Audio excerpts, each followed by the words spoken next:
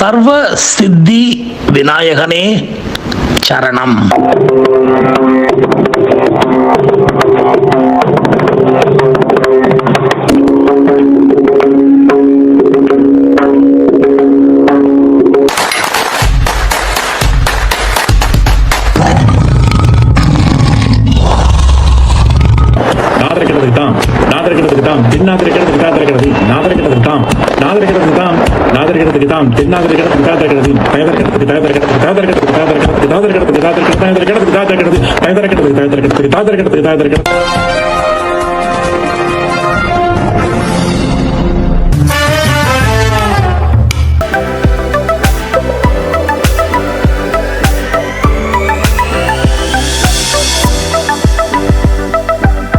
அடச்சி, இதெல்லாம் ஒரு கதையா? என்னையா அது, அசிங்கமா இருக்கு அப்படின்னு சில பேர் நினைக்கலாம். ஆனா கதையில பல வகை உண்டு, பல விதம் உண்டு. எப்போ எந்த மாதிரி கதை நடக்கும்னு யாருக்குமே தெரியாது. அவர் பாவம், ரொம்ப ஒரு அப்பாவி மனுஷன், நல்ல மனுஷன், ஹாப்பி மேன்.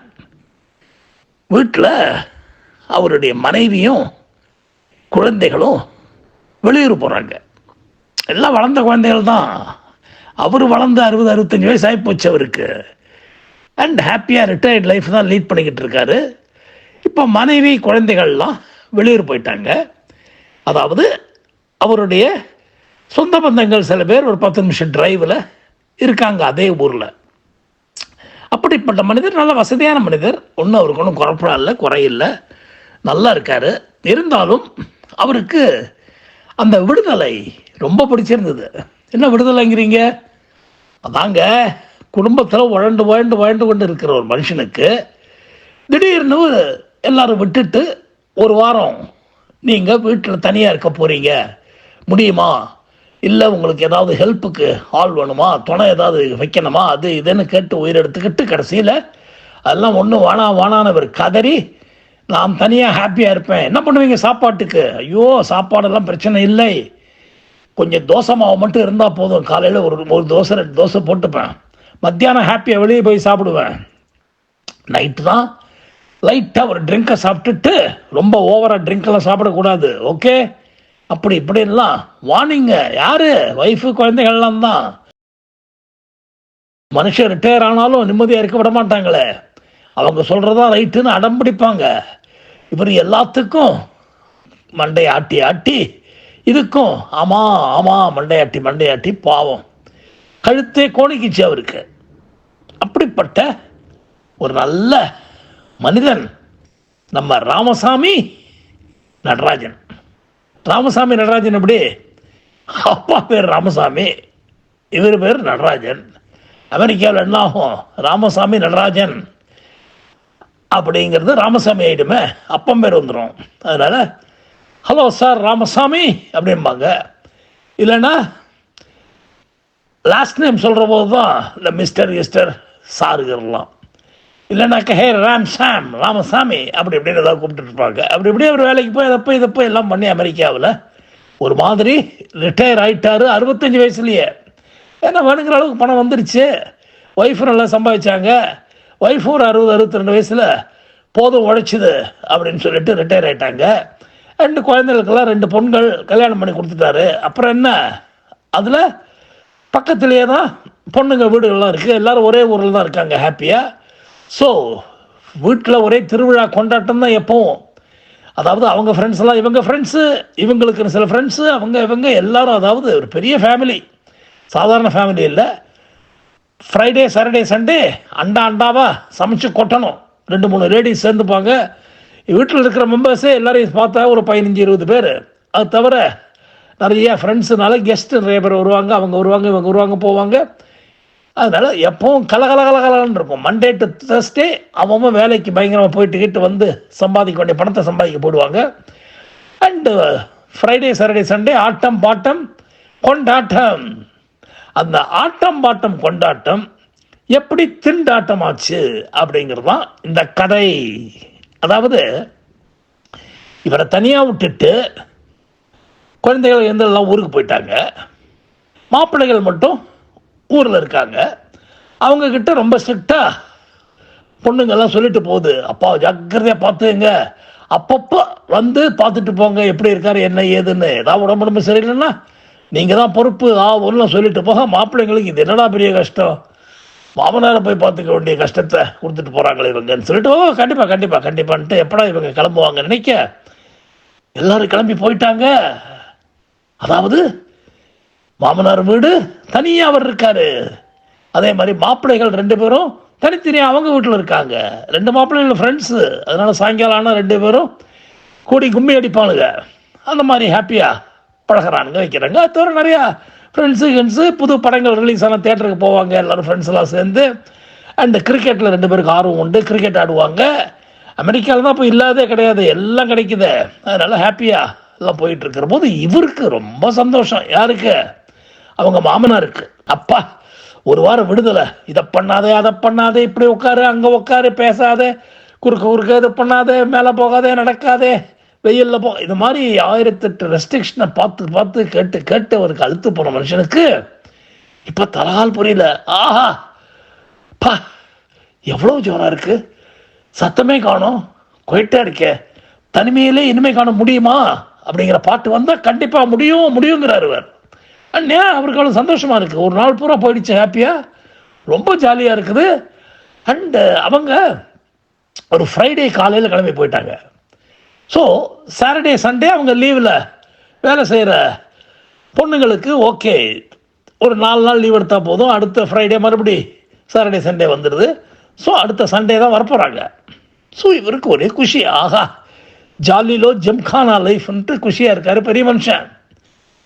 அவர் இது பண்ணுறாரு இருக்கிறதெல்லாம். அவங்க பாவம் ஏற்கனவே தோசை மாவு பண்ணி வச்சுருக்காங்க, சமைச்சு வச்சுருக்காங்க, வத்த குழம்பு பண்ணியிருக்கேன் உங்களுக்கு, மோர் சாத்துக்கு சாப்பிடாது இதுங்கிறாங்க, அது என்னென்னவோ பண்ணி ஒன்றும் வேணான்னு இவர் கதறினாலும் இல்லை உங்களுக்கு பசிக்குமே விட அவளுக்கு என்ன செய்வீங்க அப்படி இப்படிலாம் சொல்லி வச்சுட்டு போகிறாங்க.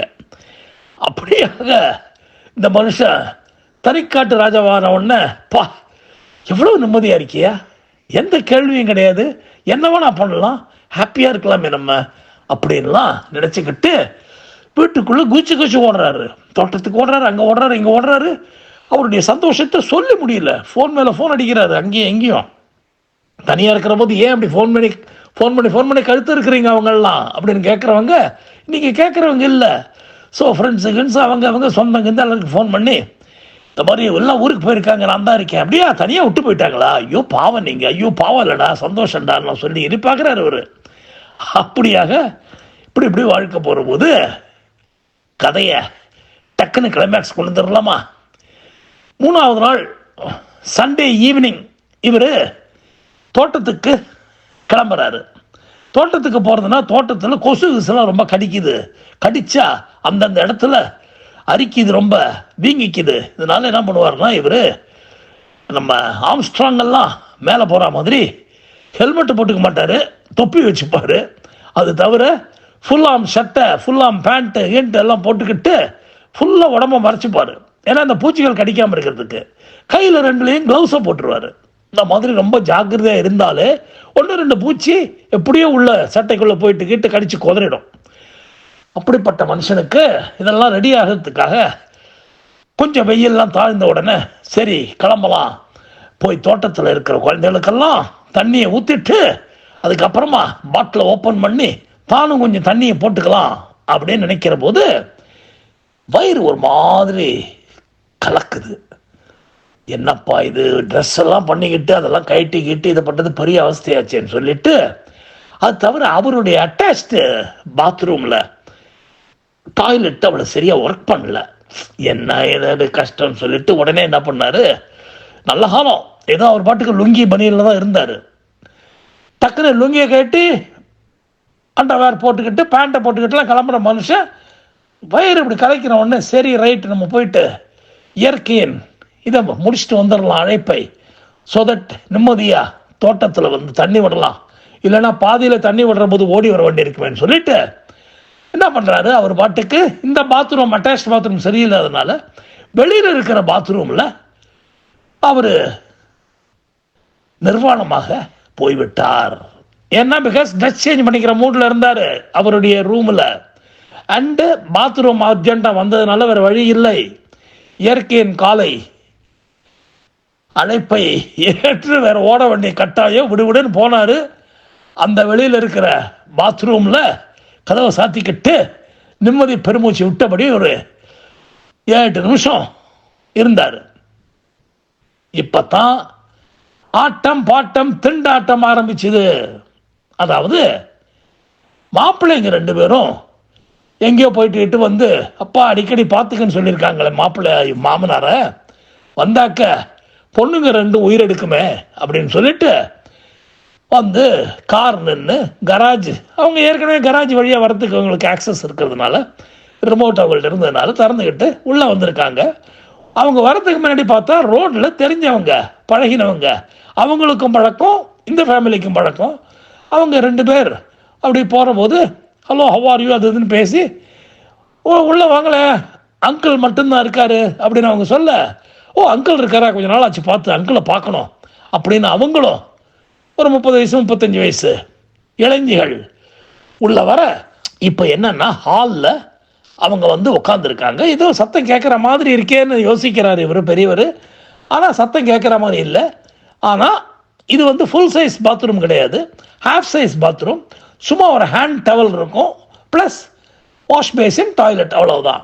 இவர் யூஸ் பண்ணிட்டு ரெடி ஆகிட்டு இது பண்ணுற போது அங்கிள் அங்கிள் அங்கிள்னு குரல் வருது, மாப்பிள்ளையோட குரல்.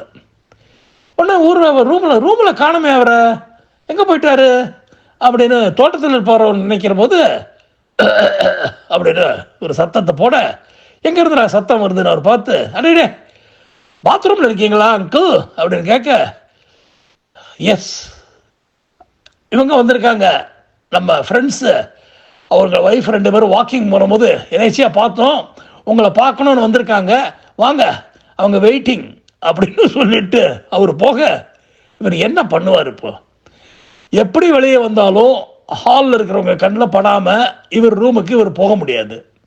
அந்த கதவை திறந்துக்கிட்டு உள்ளே போகிறதுக்குள்ள அவங்களுக்கு திவ்ய தரிசனம் ஆகிடும். அண்ட் வயசான காலத்தில் இப்படி ஒரு நிலைமை வந்தால் இந்த மனுஷனுக்கு என்ன பண்ணுறதுன்னு தெரியல, ஐயோ ஐயோ என்ன பண்ணுறது தெரியாமல் முழின்னு முழிக்கிறாரு.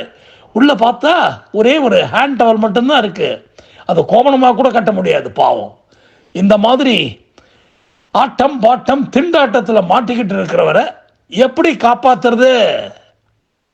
நீங்களாக இருந்தால் என்ன செய்வீங்க? இதுக்கு ஏதாவது ஐடியா இருந்தால் கொடுங்க. ஏன்னா அவர் பாவம் பட்ட அவஸ்தையில் கண்ணிலேருந்து தண்ணி வந்து அவங்க எல்லாரும் இவருக்கு பாத்ரூம்குள்ளே ஏதோ ஆயிடுச்சு நினச்சி வெளில வாங்க கதவை தரங்கன்னு தட்ட ஆரம்பித்து ஐயோ என்ன விட்டுருங்கன்னு கத்த, சரி உள்ள சீரியஸாக ஏதோ ப்ராப்ளம் ஆகி போச்சுன்னு சொல்லி அவங்க இன்னும் வேகமாக தட்ட 2 லேடிஸு 2 ஆம்பளைங்க மாப்பிள்ளைங்க எல்லாரும் போட்டு கதவை உடைக்கிற மாதிரி, ஐயோ விட்டுருங்க ப்ளீஸ் திறக்காதீங்க அவர் கத்த, என்னாச்சு உங்களுக்கு, ஏன் தரக்கூடாது? அவங்க நினைச்சு கூட பார்க்கல இந்த மாதிரி ஒரு பிரச்சனை இருக்குன்ட்டு.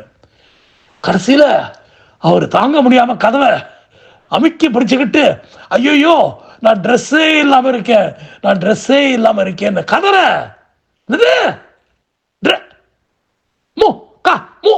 ஐயோ அப்படின்னு எல்லாரும் 2 லேடிஸும் வாயை பொத்திக்கிட்டு பொங்கி வந்து சிரிப்பு அடைக்கிட்டு ஓட, 2 மாப்பிள்ளைகளும் ஒருத்தர் பார்த்துக்கிட்டு, என்னாச்சு இந்த கழுத்துக்கு, மாமா நாரா கீழே கிடக்காரு உள்ள அப்படின்னு சொல்லி கடைசியில் ப்ளீஸ் தயவு செய்து வெளியே வாங்க, இல்லை எனக்கு ஒரு வேட்டியோ லுங்கியோ வேணும்னு கேட்க, கொண்டு ஓடி போய் 2 லுங்கியை தூக்கி போட்டு கட்டிட்டு வந்து தொலையா அப்படின்னு சொல்ல, அந்த எபிசோட் முடிவடைந்து அவர் ரூமுக்குள்ளே போனவர் கதவை சாத்திக்கிட்டு வெளியே வர மாட்டேங்கிறாரு. இவங்கெல்லாம் கெஞ்சி கூத்தாடி, இதெல்லாம் காமன் தானே, நடக்கிற விஷயம் தானே, ப்ளீஸ் அங்கிள் பேடாக ஃபீல் பண்ணாதீங்கன்னு எல்லாம் கதற, கடைசியில் ஒரு வழியாக தலைகளை சீவிக்கிட்டு பவுடர்லாம் போட்டுக்கிட்டு புதுப்பெண் போல நாணி கோணி வெளியில் வந்தார் மாமன் நார். அந்த 2 லேடிஸும் சிரிப்பு அடைக்கிறதுக்கு ட்ரை பண்ணி உதட்டை கடிச்சு உதட்டிலேருந்து ரத்தம் வந்தது தான் மிச்சம். சிரிப்பு அடைக்க முடியல. ஆனால் கடைசியில் அந்த பெரியவரும் அந்த சிரிப்பில் சேர்த்துக்கிட்டு எல்லாரும் ஓஹோன்னு 5 நிமிஷம் சிரிச்சு, அந்த மாதிரி சிரித்தால் ஆரோக்கியம் ஆயுசு நீளும் அப்படிங்கிற மாதிரி நீங்கள் அங்கிள் 100 வயசு இருக்க போறீங்கன்னு சொல்லிட்டு நாங்கள் வீட்டுக்கு போயிட்டு வரோன்ட்டு சிரிச்சுக்கிட்டே கிளம்பிட்டாங்க. எல்லாரும் மாப்பிள்ளைங்க 2 பேரும் இப்படி ஒரு மாமனார் ட்ரெஸ்ஸு நம்ம பாத்ரூமில் ஒதுன்னு இருக்காருன்னு சொல்லிட்டு சிரிச்சுட்டு ஓகே அங்கிள் நாளைக்கு பார்க்கலான்னு கிளம்பி போனாங்க. முற்றும் கதை முற்றும், அவ்வளோதான்.